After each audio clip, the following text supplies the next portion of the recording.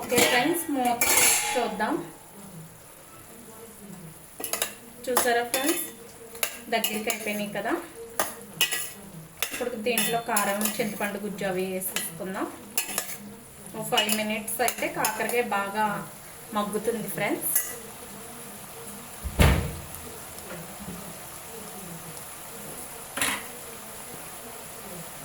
కొంచెం కారం, 2 spoon,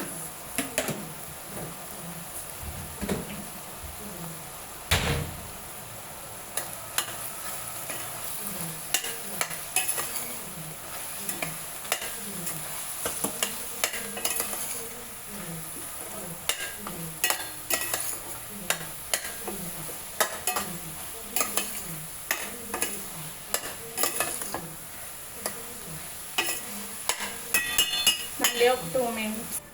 okay friends, మూత తీసి చూద్దాం. చూసారు కదా. ఇప్పుడు చింతపండు రసం వేసేద్దాం. ఓకేనండి.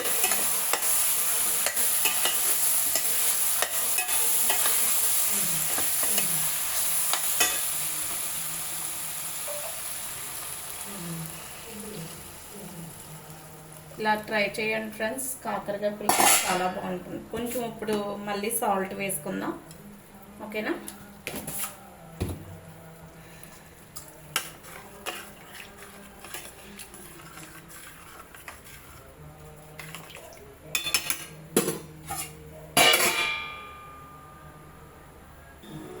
ఓకే ఫ్రెండ్స్, చూద్దామా. చూసారుగా, రెడీ అయిపోయింది కర్రీ. సూపర్ టేస్ట్గా ఉంటుంది ఫ్రెండ్స్ ఈ కర్రీ.